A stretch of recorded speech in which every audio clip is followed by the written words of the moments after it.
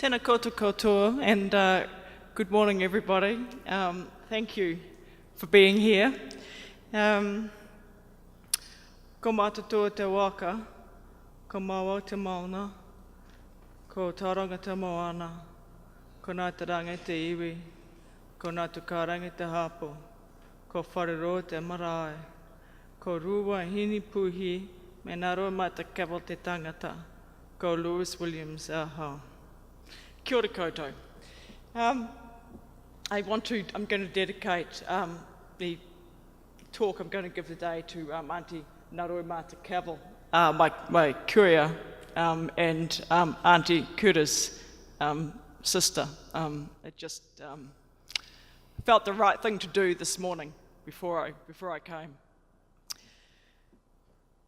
So, thank you for coming. We had a very powerful evening last night, and really felt that the spiritual foundation for our time together and our gathering was very powerfully laid, and really that blessing upon blessing was bestowed upon our space and our being together. So it was quite wonderful. It's wonderful to be gathered in this beautiful place on Sawat territory, and being here, I'm continually thankful for the ways in which the traditional guardians of this territory, the Husanish people and also the Ligwangwin people, have cared for this territory for thousands and thousands of years. Also just want to pay my respects to the eldership of Papatuanuku, the earth, and also the eldership of the elders who have come to be with us at this summit. It's truly powerful and beautiful. In the talk I'm going to give, I want to try and give a really succinct framing of this time together, and just to really paint a few broad brushstrokes on the canvas that we have to fill. And I think we have a really large canvas, and we have a lot of power and depth and experience coming into this time together with us, that we are together. So really, why are we together? Well, we're together because we want to talk about, think about, be about how we can make a collective impact on our human ecological well-being in all our diversity. And this is fundamentally, I think that most people would believe here, is about deepening into Indigenous ways of being. And we have some wonderful leadership in the Indigenous peoples, the peoples who are still Indigenous to place around us. So it's a kind of gathering that I hope we can bring head, heart and hand to as we move through this program and as we deepen down into it. I think one of the first broad brushstroke I want to paint in thinking about this scenario, the type of world that we have to work with and be with as we think about how we're going to collectively move forward with our human ecological situation, or in our relationship with each other and with Mother Earth. So, just briefly, I know this is a very dismal picture to start off with, sorry about that, but I think it's really important to acknowledge that probably one of the biggest things that we have to contend with these days is economic fundamentalism, or really the sacred markets and money story that is really just driving us to extinction. It is the economics of extraction from the earth and extraction from our human kin and non-human, other than human kin. And it is something in which we are all embedded. We are embedded recursively, implicitly in our everyday lives. We are embedded in this economic reality. It's about the citizen as consumer. who earns money, purchases, consumes, tidies up after themselves, and we end up with great piles of rubbish like this that get shipped off to poor communities who will pay to have their lands filled with this kind of rubbish. And I know this is actually happening in Canada, all over the north, as rubbish is shipped up. It's also shipped to poorer countries. So this, and it's also embedded in this, is the privileging of the material world, right? So we begin somehow habitually to think that the material world becomes larger than life, right? And we begin to somehow, we forget that we're far more than material beings. We tend to, the physical world becomes primary. But we know that we're much deeper than that. We are empathic, feeling, compassionate human beings. We're not just rational actors going about our individual business. We are deeply interconnected. And that is a truth. If you go with the aha moments, your everyday experience, I think we all fundamentally know that connectedness. So we exist within this. We actually exist within this intricate, delicate, interconnected life world that is, it's not a contracted reality, it's expansive, that is subtly nuanced by every thought, every action, every feeling. There are the ripple effects.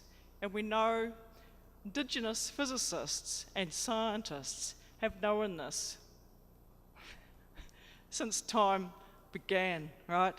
Now, Western scientists are coming around to this, right, with the subatomical theory. So I'll come back to that, but that's a little bit about the science of it. So there are hopeful things beginning to happen, and if you've been reading the newspapers, and there are hopeful things all around. If you've been reading the newspapers, you will see that in BC alone, there are plans for the Aboriginal chiefs to meet with the Premier to work out a framework of reconciliation, right? So they're beginning to see how that could be implemented at the policy level. Environmentalists are beginning to think, okay, maybe we better support Indigenous communities. Maybe that's our best bet because they are the kaitiaki. They know the land. They're the guardians. They know these lands best. They're in intimate relationship. Those who have not been displaced. But I want to propose to you that I think that's great, but I think we need to take a much deeper journey than that. I think we need to take a much deeper collective journey, right? That is about a collective reconnection. Everyone's ancestors have been Indigenous to land once. That is something that is in our DNA. I'm going to play you a short video clip of a woman who summarizes this longing to reconnect and the pain of being disconnected very well. And this video was taken during the Radical Human Ecology Dialogues 2013 and 2014 across Canada, where we brought diverse communities together to really talk about what does it mean to be a human being, right? And how can we come more into our humanity? And really our humanity is about connection. So I'm just going to play this. It's a very powerful piece. There needs to be almost like a drastic re-envisioning of education overall. And I think that's what really has brought me to this book and this community, is because education is like almost one aspect of community and learning and understanding. And coming to that understanding of what it is to be human and why we are here on this land and learning in this way. But also, I guess, remembering and continuing on the knowledge of our ancestors and of those that have come before us. So that's kind of my journey. I also have conflicts of identity and connection to this earth. So I guess that's the part of me being lost and yet found. I guess important for me to discover my indigenous knowledge. I recently found out I was Métis, and it's been kind of kept silent. Excuse me. And I think just bringing that knowledge forward was a huge moment for me. It was like something that was blocked in me for a long time just has opened up. And so I guess with Emma, I really connect on the idea of trauma and not knowing where I come from or where it started, and yet knowing there's somewhere I need to go.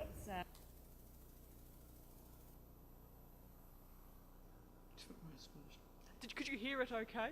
Okay, good. I wasn't sure the picture was strange. So she's talking about, and there's somewhere I need to go, right? And I think that's a very common feeling for us all. There is somewhere I need to go, right? To that deeper place of connection and oneness.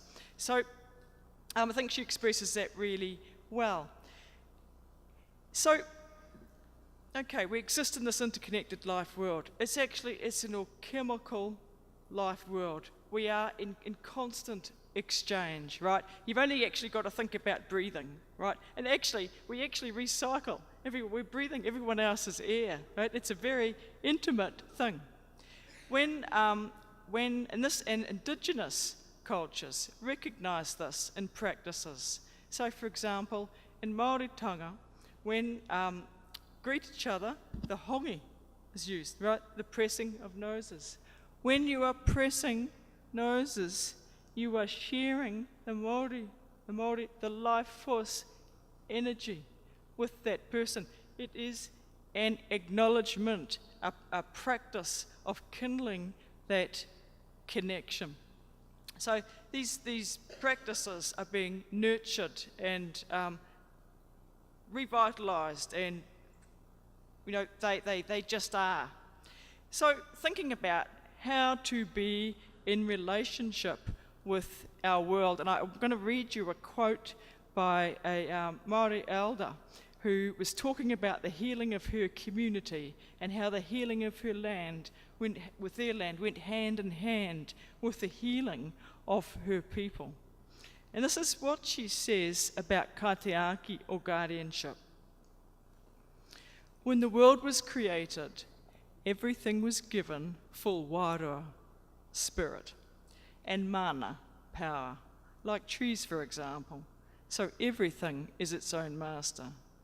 So if people want to exercise kaitiaki, they will first need to understand the value of all things and the wairua of all things. They will know the effects and consequences of doing things to trees or whatever. For us, this does not mean being in charge. You don't go and tell the shellfish how to live. You allow it to have the opportunity to live in the way that it knows best. And that is kaitiaki, guardianship. It is about knowing the place of things in the world, including your place in the world.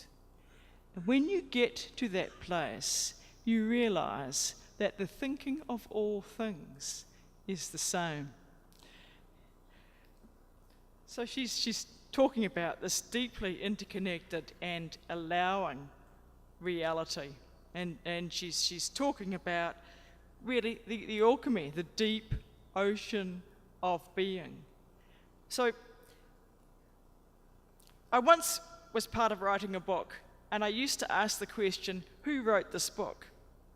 Well, there was no one person that wrote the book, because there were a number of authors, but also those authors were embedded in lands, they were next to oceans, they were within their earth community, they were embedded in the thinking of an entire fabric of living systems. So there is really, fundamentally, no such thing as the independent person. So I want to just propose that our resilience is really rooted in this very deep ocean of being. It was supposed to go with kaiteaki. You're going to hear a lot about innovation later at this gathering. Now you might think, oh, innovation, it's kind of one of those really technical words, but I want to propose that innovating, thinking, how we move forward, the ways that we invent, the ways that we reinvent, it doesn't start with technology, right? It starts with the alchemy. It starts with deep being. It starts in the ocean of deep being, and it comes from that place. And that's the kind of place we need to nurture more.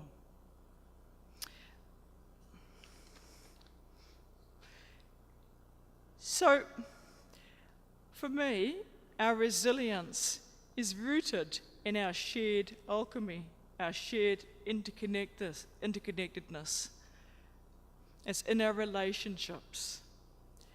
It's rooted in knowing that there is this interconnectedness that is beneath our identities. It's beneath who we think we are. I'm not saying identity is not important, but there's something much more fundamental underneath that we need to collectively cultivate and nurture in order to move forward. But we have to be able to hold the paradoxes, right? Because there are many paradoxes. We know that we're interconnected, have a collective consciousness. In one ways we are one, but in other ways we have different identities. We come from different places. We have racism, we have sexism, we have classism. There are many, many disparities. So we have to be able to hold this paradox, right? And in this collective work, we have to be able to hold the paradoxes in ourselves, right? Of having both colonized and often colonizer ancestral histories. Hold the paradox while we do this dance of coming together and moving forward. So, alchemy is a very powerful thing, and this gathering, in a sense, is a form of alchemy as we're coming together. For me, I think we need ways of managing, of being with this alchemy, and of moving forward. And one way of thinking about this is to think of it that there's three dances that we need to be able to do together. And for me, they're sacred dances. And the first two dances are really dances of purification. So there is a dance of decolonization, the dance of decolonization of perception and consciousness and practices. Yep. So there is, and we access that. How do we do that dance? Well, actually, we look for ways to get beyond the rational, logical, material world. We do that dance through poetry. We do that dance through ceremony. We do that dance through dance. We do that dance through singing. We do that dance through cultivating kindness. Yep. Practices of kindness, compassion towards each other. We decolonize. We declutter. We connect. Then the second dance I think we need to do is the dance of reconciliation. And that reconciliation, we hear a lot about reconciliation, but I think that reconciliation needs to start with ourselves. We have to reconcile with self, reconcile with our own ancestral histories, reconcile with all the bumps inside of us, come to know who we are, because that builds our foundation to reconcile with others and to really be able to see, to hear, to listen, to others' histories, others' pain, others' aspirations, others' hopes that may not always be our own. The third dance is the dance of gifting, and I've named that the potlatch. The word potlatch is is a ceremony that was traditional to hear, practiced by the Indigenous peoples to hear, of gift giving and exchange. It was much more than that. I'm bringing it really down to summarising it. But that was the dance when people would dance of celebration, of supporting each other in life. And I would suggest that we are today, here, we are at a type of potlatch, because this is a type of gifting.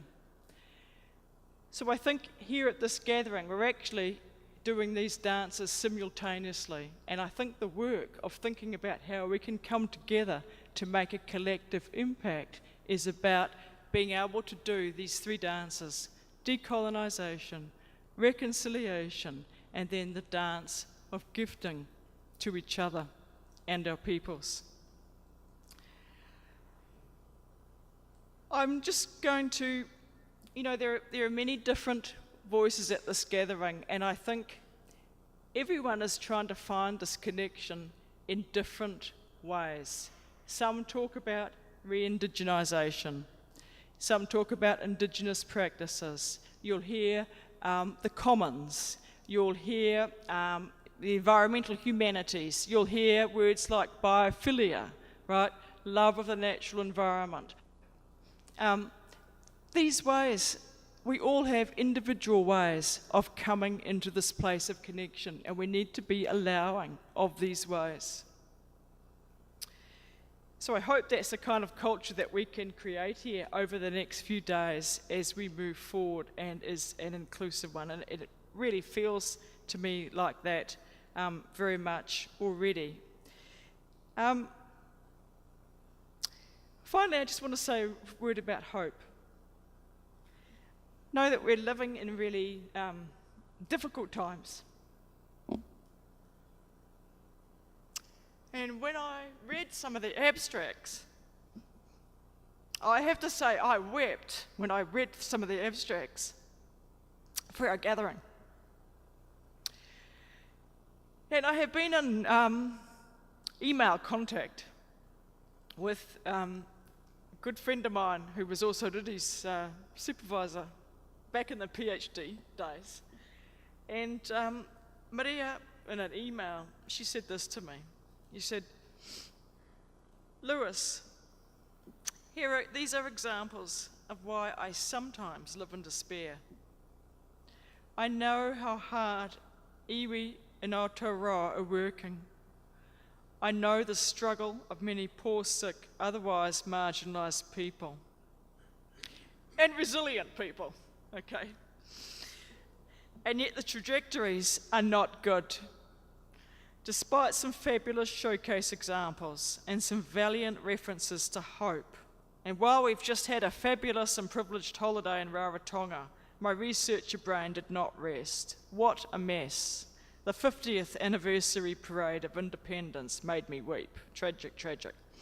This is where," and then she goes, Maria says, "this is where my critical theory and hope come into collision when I think about the word resilience in the face of an unjust world. Such call to resilience by those experiencing oppression surely must come hand in hand with a call to responsibility. And it is here I hope to have found a community to work with on this interface." I think it's really hopeful that we're here. I think it's actually really hopeful and tremendous. I think we've all walked some very long miles, right? And there's many stories. But that's a testimony. It's a testimony to our resilience, right? And there are ways we are cultivating hope. Yeah, we cultivate hope through ceremony, through connection, through language that is connected to land, through Indigenous languages. We cultivate hope through these practices. Now this is where I think our resilience is.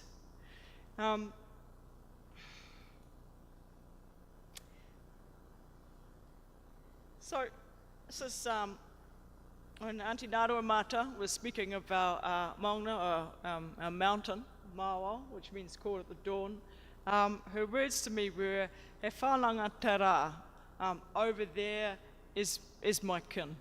So I hope we can hold this in this gathering today, in all the dimensions with each other, with the land, with the world of spirit, that over there is my kin, very close. Thank you very much.